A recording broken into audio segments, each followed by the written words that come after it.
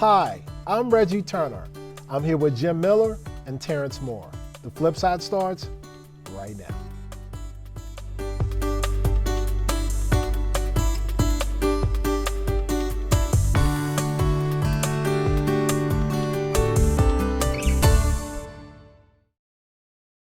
Hello everyone, welcome to the show.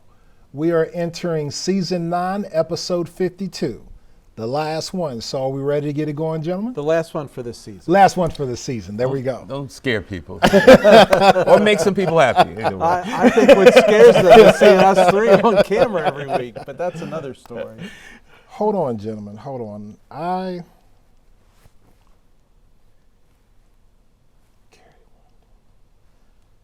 Okay.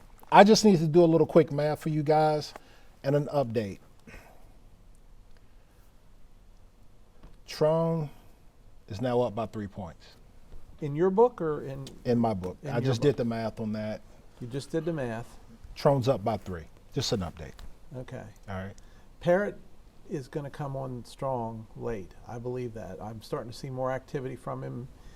I really think I really think that he could mount a serious challenge here. I think he's already mounted a serious challenge. I agree, but it's been a little shift in regards to things for Democrats. Tron up by 3. Just an update. I know that wasn't a part of our conversation. That shift is temporary. It very well may be. I'm just reporting the news, gentlemen. I'm just reporting the news. That sounds like opinion to me. I'm just saying. And it took a very long time to work that calculator as a financial advisor. I'm in the midst of studying for my CFP. I'm just getting familiar with this calculator.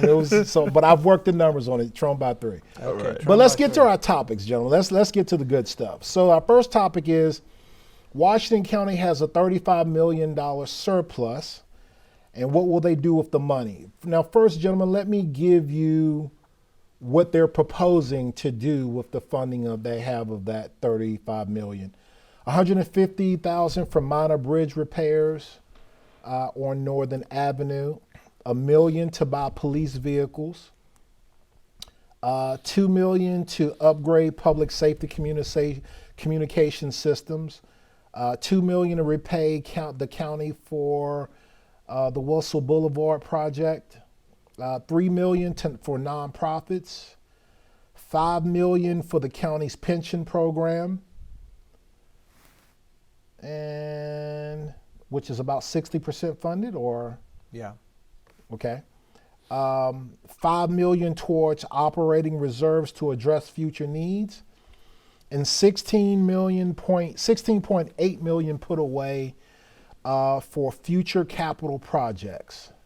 Jim, there's been a lot of scuttle and talk on social media about this in many different directions, but what say you? Yeah, I say that everybody has an opinion and everybody has their pet projects that they'd like to see funded. The thing that strikes me on the positive side, the thing that strikes me most out of these funding initiatives is, number one, that $16.85 million for capital reserves. We're going to need more stuff in this county over time.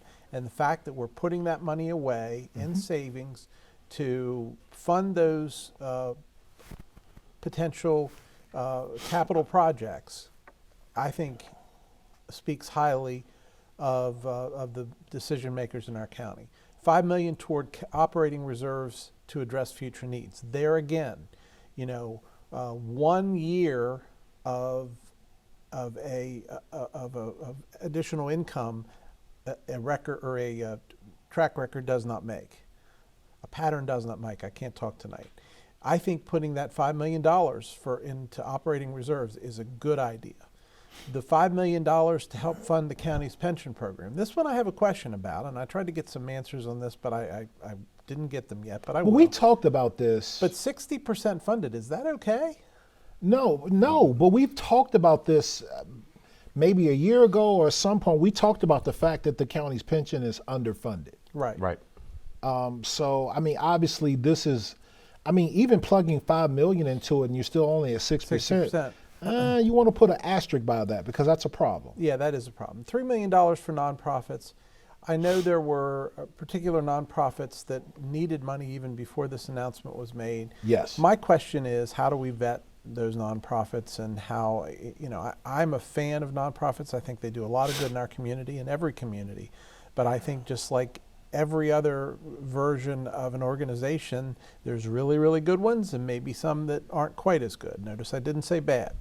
So how do we vet that? How do we make sure that the money is going to one services that are largely going to benefit the community at large, Mm-hmm.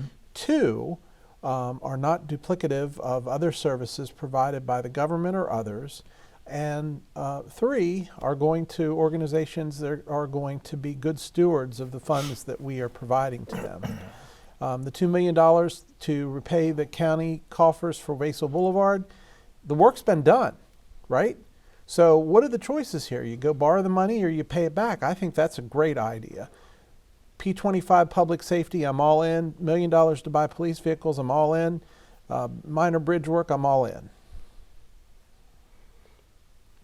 A couple of things point out in this article, and a lot of conversation is going to happen about it. You throw a big number out there, like $35 million. People, it's clickbait, right? It's a lot. It's a lot of money, right? Until you break it down per taxpayer, right? And one is, it comes from a lot of the property taxes going up, yes, and the income taxes going up, right? Which means that the money is coming from the middle class, primarily in most cases here because of the larger population, right?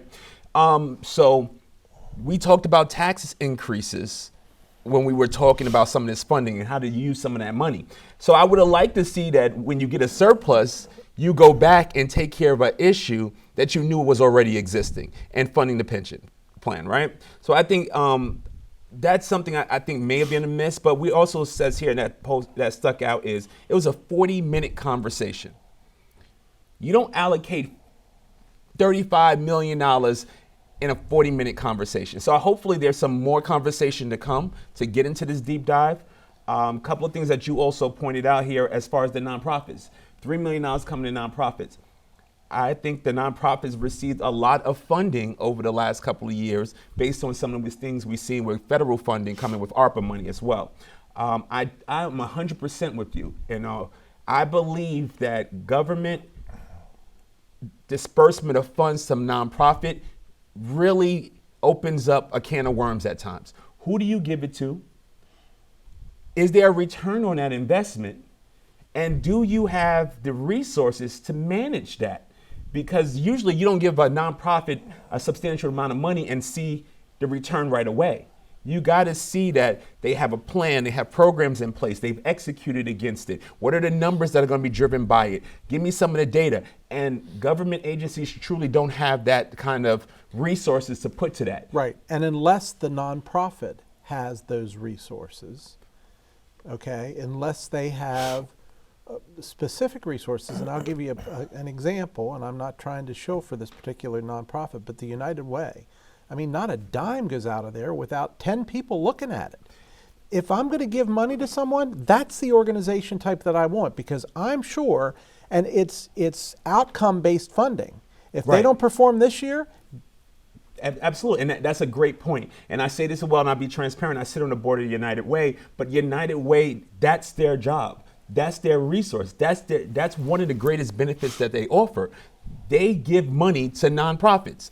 They support community. They support programming. So I think if you don't have the resources to manage that money, I think a partnership with an organization like the United Way to have them do that kind of work for you, and also there's some staffing and cost that comes along with it to be able to kind of take care of some of that stuff. yeah, but what is the return on investment? I mean, there's it's a staffing huge return costs. on There's investment. staffing costs. because you're And I don't lowering wanna- your liability. I don't want to Right. do a gratuitous Yes. commercial for right, the United no, Way, no. but it's not.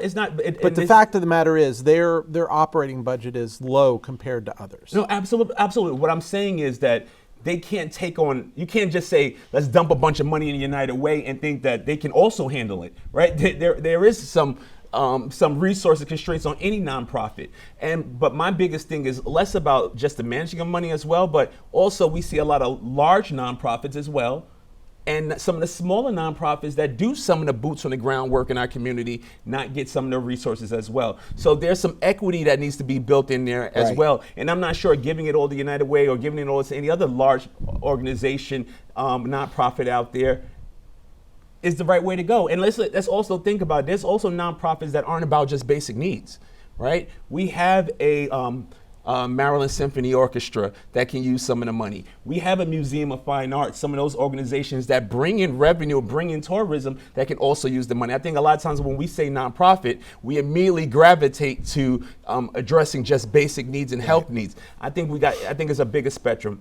And last, I just want to point out is, and it just may be me, and I have, again, this is not against the police and the job that they perform, but this community gets police cars more frequently than anything I've ever seen in my life, right? There's a new vehicle being pushed out. It's like a car show sometimes with some of these police vehicles. There's only, there's 100,000 people in Washington County, right? And I understand each area, and I may be kind of biased, kind of seeing them more so concentrated in the Hagerstown area, Hagerstown Police Department, because there are other police departments. But what's going on with these vehicles? I like to see where are these vehicles going? Are they going to a nonprofit after the vehicles actually meet their maturity? Are they being reused in some way? If you want to talk about some good stories to put behind it, give people more to detail. I just think these bullet points are just placeholders that's going to offer up more and more questions. Well, Jim, I want to pose this to you. There was two things I saw on the internet that I want you to chime in on.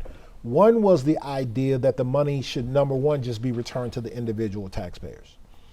The second thing that I saw was the idea that property taxes for those over 65 should be reduced or eliminated. How do you feel about those two ideas? So first of all, on the returning the money, again, I will say that one year of budget surplus, a pattern does not make. So I am not in favor of that. I am in favor, because we're going to have, I'm in favor We're going to have lean years. Yeah, I'm in favor of a rainy day fund. Yes. I'm in favor of paying down some of our debt. And even though the bridge thing or whatever is not something that we have necessarily debt on that they disclosed at this point, the fact of the matter is it's money we have to pay, so why not pay it out of the coffers? I am in favor, and again, towards the rainy day fund, they addressed it on both sides. Businesses, governments have two types of expenses. They have normal operating expenses, they have capital expenses. Operating expenses are paying salaries, paying electric bills, paying water bills, all of those things. Capital expenses are the big ticket items, right? The roads, the bridges, the whatever. And we have put money away on both sides of that to cover the lean years, or to cover, who knows? We could have 200 inches of snow this year. What does that cost? People don't think about that, but just the thought process of providing salt and getting people out there 24 hours a day for 3, 4, 5 days straight to get rid of snow is a significant expense to this county.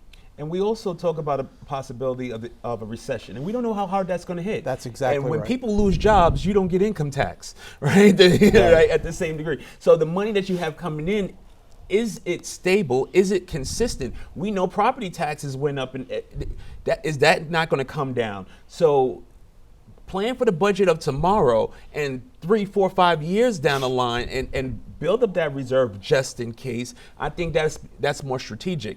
I think putting this money out here, flash, again, I'm not saying that it is, but we do have a county commissioner election going on right now as well, right? So this can hurt or help, right? Some of the decision making that comes out about this. So I just think that it'd be great to kind of step back from it a little bit, be a little bit more strategic in how you communicate it, because I think, as you've seen on social media, it's going to raise a lot of red flags. Well, let's look at this from another perspective. When loan forgiveness was pushed through by Biden a week or two ago, it was seen as buying votes. Do you see this as buying votes? No, I do not. Do you see a difference between the two? I do. I think this is an example of the fiscally conservative county that we have had for many, many years. It's why we have the bond rating we do. It's why we have been able to weather past recessions. It's why our property taxes, and I know everybody's going to argue they're too high, but comparatively, they're not bad, and we don't raise our property taxes a lot, right? I think if you look at this, out of 38 million, right? 35 million. We're putting away, let's call it 17 million for capital reserve, 16.85, and 5 million. We're putting away almost half of that money, more than half of that money, for rainy days. So we're not spending it. Yeah. We are giving it back to the county residents in terms of future potential decreases in future tax increases. That didn't make sense. And the $2 million, and we've talked about the $2 million to pay off the Weissel Boulevard project. I mean, that's good money, right? Because if you're thinking about the environment of taking a loan in with rising interest rates, obviously that one is a no-brainer and it makes sense. But Tereance, I want you to chime in on that same question that I was asking Jim. I would say no, because it's not one particular population Right. that is going to be benefiting from this right now. This is specifically something like police cars, right? That's public safety, right? Yeah. Everyone can benefit from that. Everyone can see some kind of benefit from that. Giving somebody student loan repayment, I don't care how, you don't really, there is some return on that investment, but it's not a direct line of sight for people. What I do see the similarity is what we've seen more so over the last few years is the public showing of how dollars are being spent and how the media is speaking about it, especially more locally. We didn't see these kind of dollars and headlines talking like this about money and money allocated and these big numbers.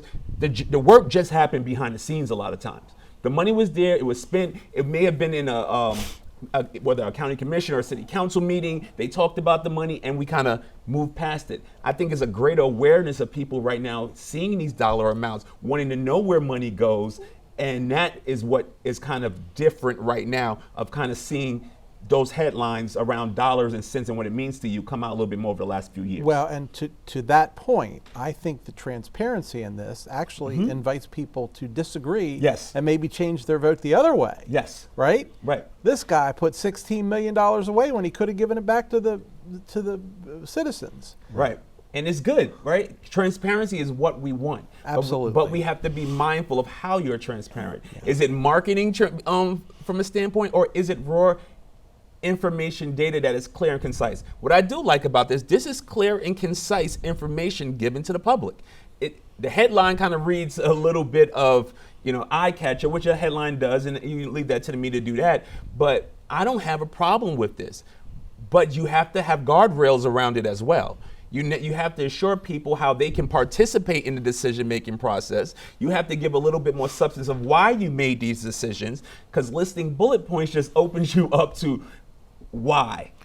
But you know what? I bet you if you talk to the commissioners individually, they have a talk track. And I want to address the after discussion that lasted about 40 minutes. My guess is that There was conversation before. probably a lot of conversation. So yeah, they how had the much bullet points. Yeah, how much do already you want to? available. Yeah, exactly. So I don't know that I buy that it was just 40 minutes to take to decide. It was this. 40 minutes during the public meeting. It was 40 minutes. Absolutely. during the That's what I public. was kind of alluded to, that there's a lot of, they already knew where this money was going to go. It probably just filled in the numbers, but they knew where the need was. But I think what happens after that 40 minutes is a more robust conversation that needs to happen with community, right? And I think I hope this is where we're going, right? Of kind of explaining a little bit more, not just getting a list of budget items and where the money went, but what's that going to return going to be? And I shouldn't have to go and speak to each county commissioner individually to get their talking points. They should be giving them to us and looking for forums to do so. And that's what I think some opportunity may be. They may have that planned, I'm not sure, but I'm saying here's where the opportunity to create a greater transparency, and with transparency add some understanding. But also, and I look at this like a resume. A resume is meant, a good resume invites more questions than it answers. This invites questions. This invites public discourse. And sometimes it's going to be in Facebook and it's going to be nonsensical. But for us as voters, it's an excellent time for it. Exactly. Because we are in an election season. Yes. And the people that care about this and understand this, the people that are going to go to the polls are most likely to call Jeff Klein or call one of the other commissioners and say, what's up with $2 million to repay the county coffers for the Vasel Boulevard improvement project? And I'm sure Jeff and others have an answer for that. Right, but that's what I'm saying. Those people who have a relationship or understanding of making that phone call, right? I think there is opportunity. Are probably the same ones that go to the voting booth. Right, or not even all of them, right? How many times has the average voter who votes continuously, looks at something, disagrees with it, and chooses to pick up the phone and call a county commissioner, or even get it, or are able to? If that was the case, their phones will be ringing all day long, right? I think or engaging and watching the county commissioner meetings. Right. So I think that right now I know the Chamber has a ton of forums that are going to be happening next month for each of the campaign Races, cycle. yeah. Right. So I would love to hear some of those questions geared around this budget, directed to those candidates who are sitting and those who are looking to come in, and see where they would make changes or what they feel about it. This opens up great opportunity for discussion. We just need to use that. And the Chamber, fortunately, services the business community. I would like to see some of these forums from some of our central committees put something together to get a larger public view of these conversations and these debates, which happens in political cycles. We don't have debates. We have forums where people come and they can just talk to people, where you should open up these debates. And I would love to see an October debate to the public, really talking about these key issues. And from a county commissioner standpoint, this would be great for a public discussion. I want to circle back though. We were talking about the nonprofits, Jim, and you both kind of talked about some of the concerns you had around it, controls and things of that nature. 10% or just a little shy of 10% of the money budgeted is for that purpose. How do you feel about the number relative to the whole? First of all, I want to reiterate that I have no idea which nonprofits this is targeted for, and it could be a wise. Well, the nonprofit that came with a specific ask that kind of had them pause to open it up to more was the Washington County Commission on Aging. They asked for $518,000. Right. And then they're opening. And we all have our favorite nonprofits. Yes. Right. I don't think, if you're going to do it, I don't think something south of 10% is unheard of. I think if it was 20 or 30%, it wouldn't have flown.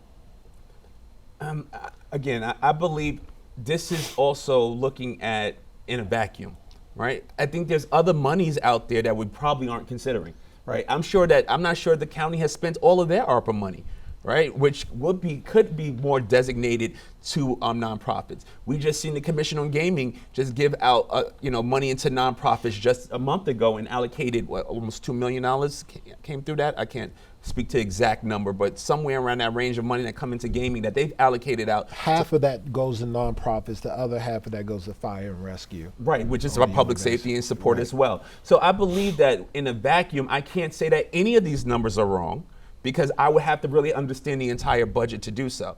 And I would have to ask those questions, because that's what I'm saying. That's why these bullet points are eye-catching, but there's more to really understand it. And I can't personally attack the county commissioners or the county for making these decisions, because in a vacuum, they make sense or they don't make sense based on my bias, right? Like the Commission on Aging, I'm biased.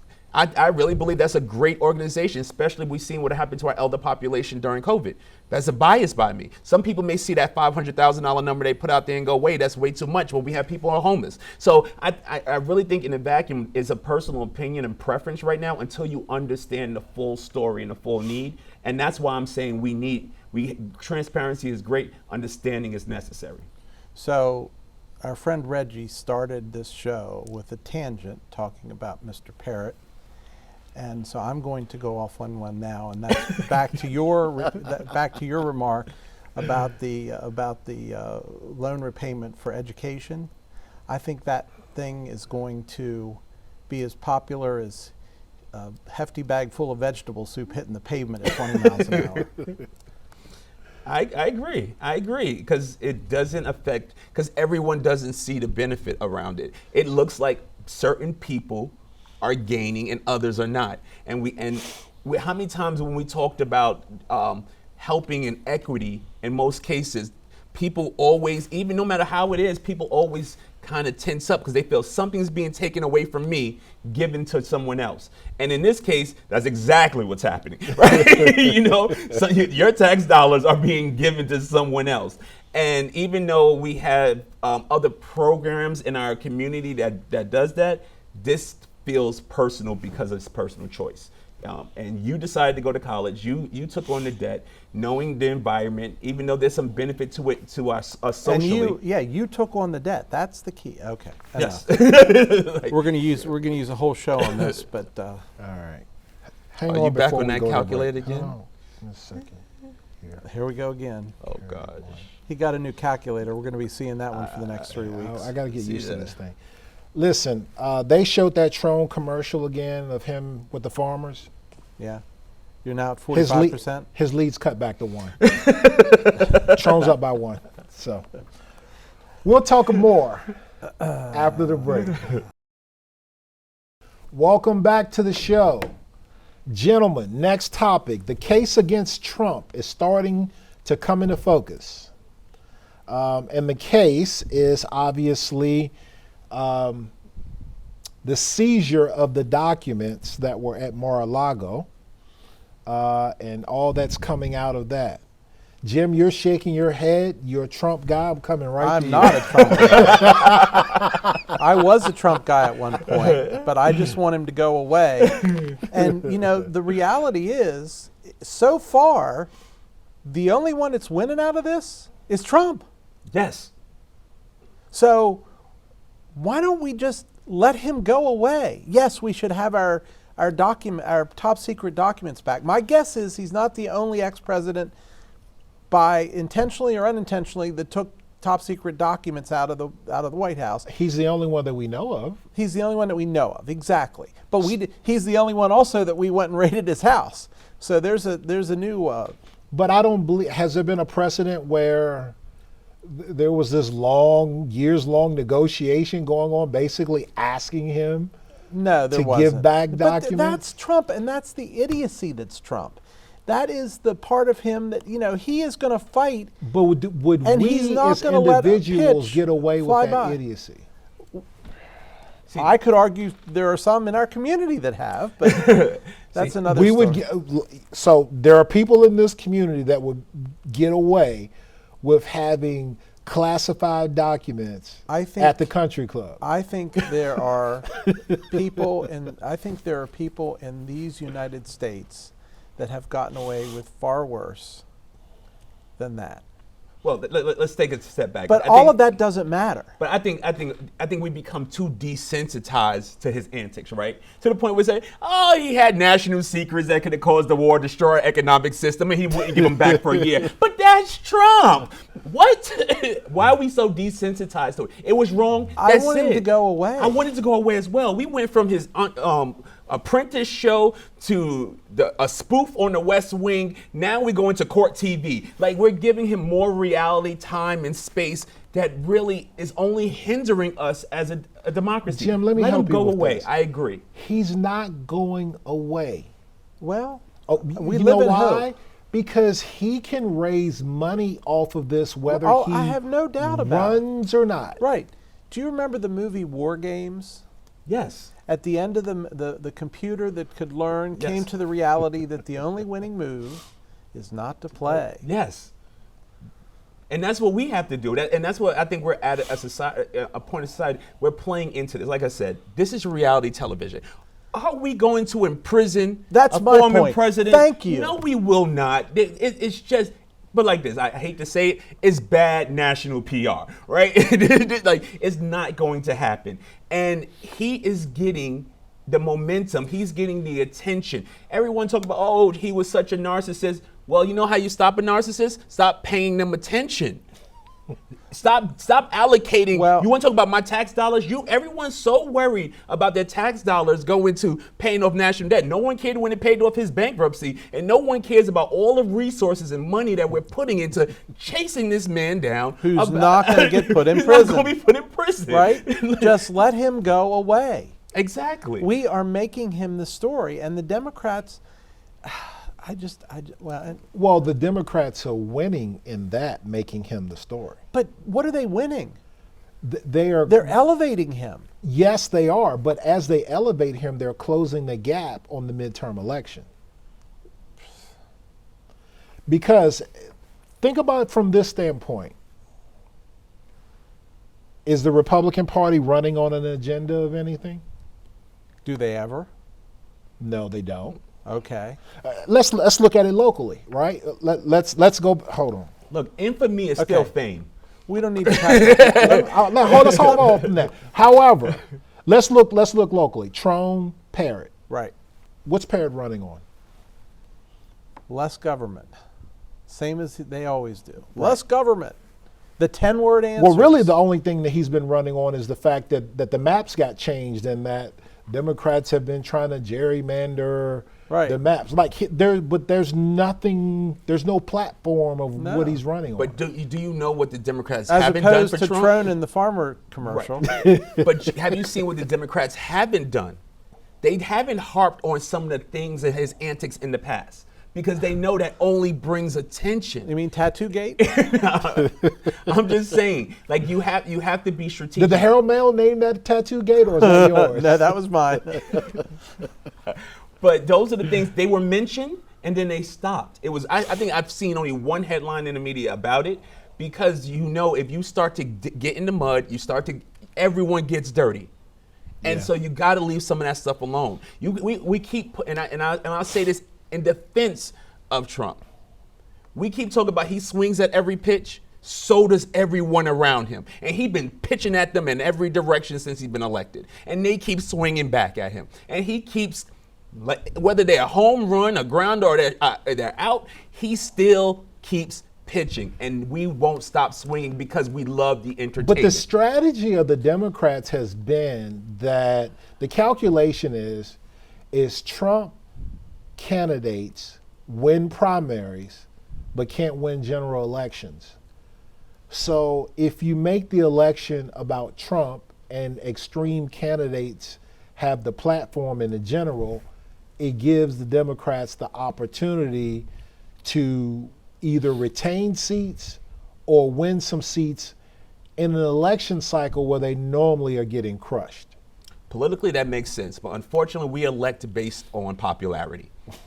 I'm sorry. Campaigning and everything like that, it's around popularity. That's it. It's pandering constantly. Popularity. You're not saying anything. And they all do it. Every elected official, we do it. It's about pandering. And I'm sorry. Everything you said made exact sense if somebody was politically and strategically thinking about how to vote and how to choose a candidate and what the impact is going to be down the line. But a large percentage of our voters go with who they like. If there's an R or D behind their name, that's it. And it stops there. And we do a bad job of educating them sometimes to do any better. So, Jim, the question becomes, does Trump get indicted, yes or no? He will get indicted and pardoned. Biden will pardon him? I don't know. It depends on how long it takes them. Kamala will pardon him? Yeah. You see, Terrence? put like this. Yes or no? Wait, don't yes or no me. I'm saying, that's the problem. It is hard asking politicians questions. I just can't get a straight answer out of you. I'm just saying, I don't think he gets indicted. No, I don't think he got it. But I also didn't think he would get impeached. Twice. Twice. No way. Not. Oh wow. I thought because guess what? We've been climbing the crazy ladder on that one since the Republicans impeached Bill Clinton. Right. It's been a threat all the time. And by the way, this is not the last of the searches that you're going to see on a president's house now that we have a precedent for it. This is the problem with all of this. Yes. Because the Republicans, the next time they get somebody they don't like, they're probably the only thing the Republicans are upset about is the fact that they didn't do it to Barack Obama or some other or Democrat that was in office before Trump. So with that line of thinking, is the Capitol going to get stormed again? Who knows? Listen, I think, again, I hate to say this, but Trump is about exposure. And Trump has exposed us to a lot of flaws and cracks in our political system. Yes, he has. And what we do, how we exercise it, the controls we have in place. And I think a lot of these things could have happened, but because of individuals in position who protected our government and wouldn't take advantage of it or expose it, we have allowed it to go on. And because of that complacency and that came with the honor of the position, it's been okay. He has exposed us to, can we really, you know how many times I said, is that legal? Yeah. Can we really do that? I didn't know that was a law. I didn't know a president can do that.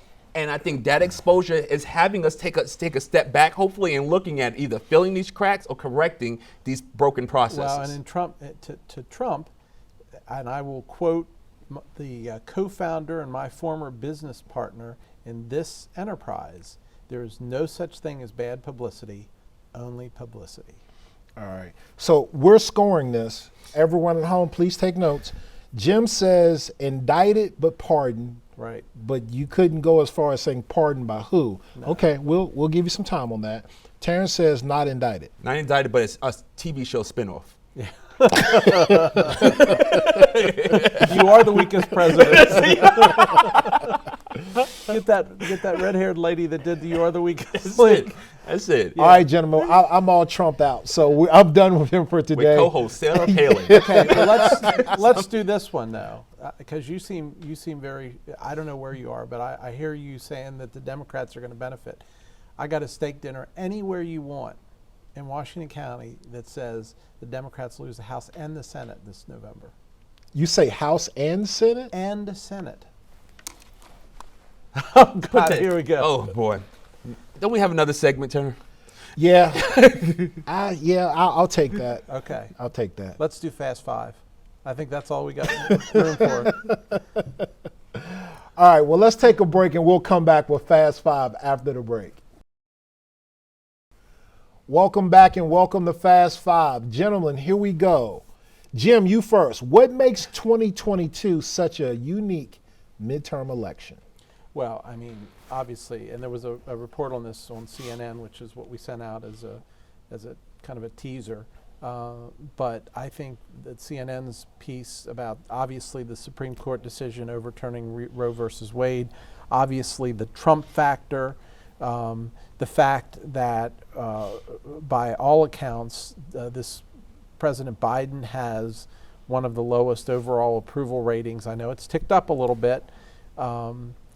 He is, in my humble opinion, suffering from I don't know whether you want to call it dementia, but he's forgetful, and he doesn't seem to be able to put two sentences together, and that's got to affect the Democrats. On the Republican side, you know, what is the Trump factor? What does that do? There's some people on the Republican side that are going to come out and vote Republican just because they're going to support Trump.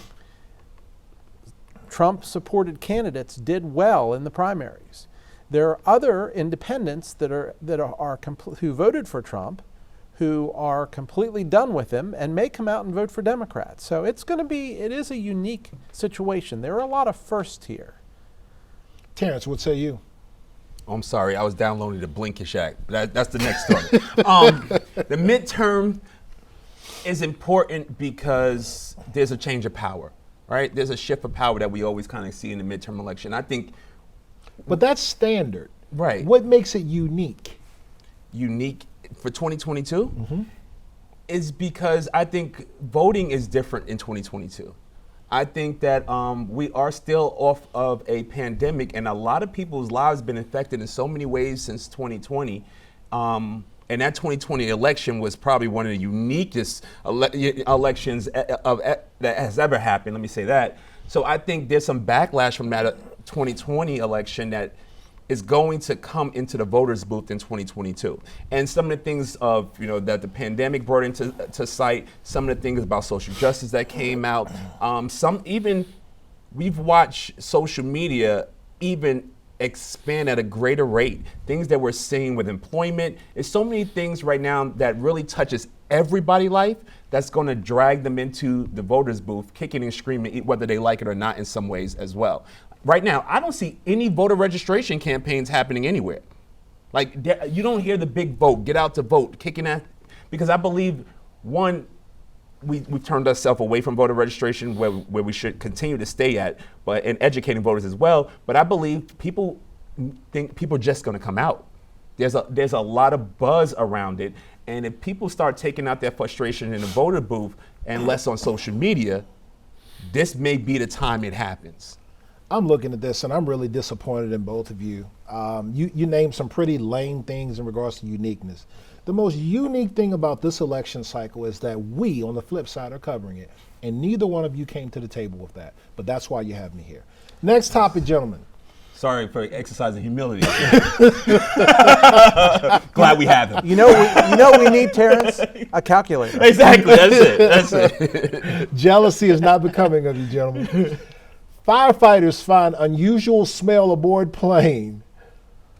It was a bottle of nail polish. Yeah. Terrence, you travel a lot. What say you? Listen, I sleep on a plane all the time anyway. I don't want to know what's going on because there's something at any time on a plane that can send you off, right? We think about hurling a piece of metal through the air and then landing in another place hundreds of miles away. You should be a little alarmed by anything that happens. So if I smelt something that was a little out of sorts, I'm okay with being too cautious. So I'm fine with that. Yeah, I read this at first and I thought it was some relating back to a George Carlin skit, you know? Kind of like a lady 105 years old in Florida is reported to be pregnant. Physicians claim, however, because of her advanced age, she'll have a grown-up. This is the same kind of thing. I'm like, because the last sentence of this article is, no one was injured. And the plane is back in service. So I got to say, if a $5 bottle of nail polish can take a plane out of service, that is saying something, man. Yeah. Listen, who knows what can be used now? Remember MacGyver? Who knows? Exactly. Exactly. We had some knucklehead that turned the bottom of his shoe rubber into a bomb, and now we have to take our shoes off all the time when we get on the airplane. So I'm okay with a little caution. All right, fair enough. As silly as it may be. Next topic. His emotional support animal is an alligator, and they sleep in the same bed. I want to know what else is going on in his life that living next to an animal that can turn around at any time and just eat you in your sleep is how you find support. That's a tough one. Now, this is a small gator. It's only a 70-pound gator. Maybe it has a mouth full of sharp teeth, but that's beside the point. Jim, what say you? Well, the owner says that when the gator turns his nose towards you, that means he wants a kiss. Or a snack. I'm just not really sure how to process that one. Listen, we see this all the time right now, right? Everyone go to the extreme. Get yourself a kitten or a puppy and be okay with it. Leave it alone. Stop going to all these extremes, exotic animals. They never turn out well. We've seen tigers. What Chris Rock said, the tiger went tiger, right? That's just who they are naturally in their natural instinct. And if that gator turns around and snaps you or snaps off something that you left exposed in the middle of the night, I don't think that's going to give you much emotional support. You don't sound like a freedom-loving American. What? Let that man have his gator. He can have his gator. Just don't get on a plane with it and call it your emotional animal, and I gotta sit next to you and your gator. That's all I'm worried about. There's no notion that he takes it on a plane. He does, however, reportedly take it to the grocery store, walks on the park. They sleep in the same bed. They hug each other. I gotta figure out that one. How do you hug a gator? Short arms. So this gentleman seems to be single. No, he's not. He has his gator. And he lives in Pennsylvania. So about 2 hours from Philadelphia. Wouldn't have been the state, I guess, but anywho. They watch television together. He takes him to the farmer's market. Wally Gator gives hugs to the other shoppers at the, I'd love to see his insurance policy. And everyone needs to know that they can be followed under Wally Gator on TikTok and Instagram. There you go. Everybody want to be famous. There you go. All right. Next topic, monkey business behind 911 call from California Zoo. Jim. Yeah, so apparently this capuchin monkey called 911 from a zoo on a Saturday night, theoretically by accident, unless he was trained to do that. Of course, he disconnected the call, probably by accident. The dispatcher called, but the monkey didn't know how to answer the phone, so deputies were sent to investigate. Quite an interesting. This is a week of weird Fast Five topics. Can we agree on that? That is pretty weird. That half-trained monkey, if he could call out, should be at least be able to pick up. And by the way, he called on a cell phone. So not only did he have to dial 911, but he'd had to hit send or start.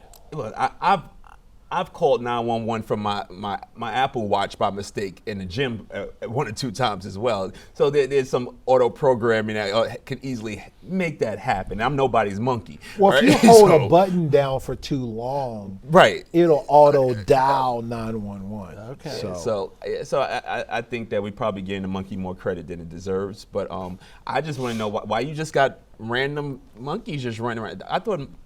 I guess it's one of those habitats where they just kind of live out in the open. Like I guess. And the monkey found the phone on a golf cart that they used to run found around someone's the So facility. So the And golf probably cart, was just pressing down on it. Right. could have There you been. go. Absolutely. I was about to say, now we have monkeys living better than humans in this country. Can the monkey drive the golf cart? That's That's what I'm my saying. question. Monkey gets a cell phone and a golf cart. That monkey got one of those Obama phones.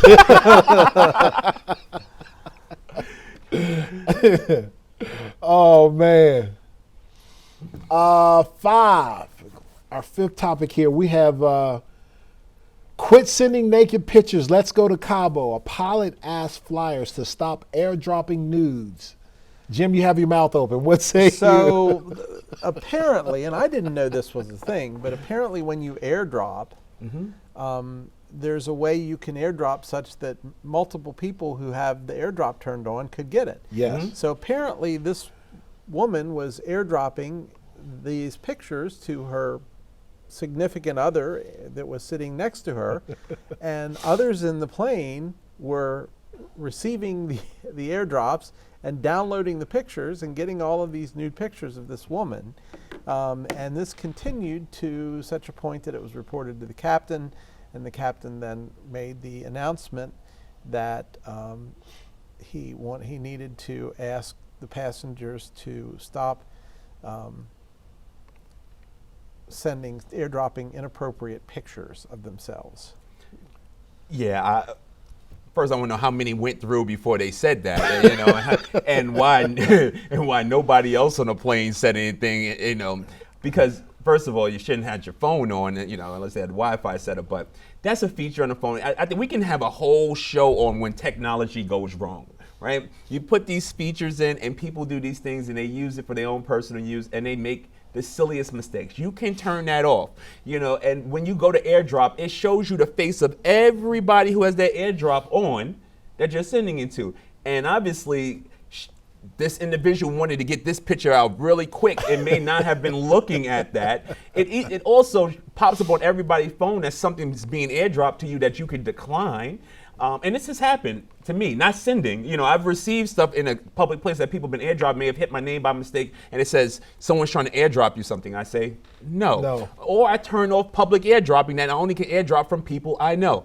So I think this is just one of those crazy features that you give people too much technology, they don't know what to do with it. So the pilot, who apparently is not as familiar with airdrop, the quote from him is, "So you folks, whatever that airdrop thing is, quit sending naked pictures. Let's get to Cabo." Apparently they were going to Cabo. Did the pilot get the airdrop? Because I No, hate for him to be on the phone while he's supposed to be doing his job. No. Number one, the plane was still on the ground. Okay, all right. Yeah. All And right. he said, actually, the previous statement that he said was, here's the deal. If this continues while we're on the ground, I'm going to have to pull back to the gate. Everybody's going to have to get off. We're going to have to get security involved. And it's a vacation is going to be ruined. That sounds like somebody's parents, right? I'm going to turn this car around if I keep playing around in that back seat. And no one's going on vacation. What happened was a woman got really upset because she got a nude picture of a gentleman on the plane, and then someone told the flight attendant, flight attendant tells the pilot, and he says, "Stop, or I'm shutting it down." I'm turning this plane right around. Apparently, there's a TikTok video that has received, as of last Thursday, 2.9 million views, 144,000 likes, and 1,700 comments. So, yeah, that's pretty crazy. And Southwest, which is the airline where this occurred, reported the safety and security, this is a quote to NBC News, the safety and security and well-being of customers and employees, Southwest team's highest priority at all times. When made aware of this potential problem, our employees addressed the issue to support the comfort of those traveling with us. Wow. Well, gentlemen, we are coming to the end of the weirdest Fast Five. And the one story I want to talk about that wasn't weird was Blinkish, and I didn't even get a chance to do it. So. In all of season 9, I think we should hold here. We have some wild stories. That was a good teaser. We can make that episode 1 of season 10. Yes, absolutely. So there we are. It's a wrap for season 9, gentlemen. Excellent. Awesome. Well, that's all the time that we have for tonight. We hope that you'll like us on Facebook, follow us on Twitter, and send us your comments to feedback@theflipsidetv.com. That is feedback@theflipsidetv.com. But most importantly, we hope you join us again next week for another episode of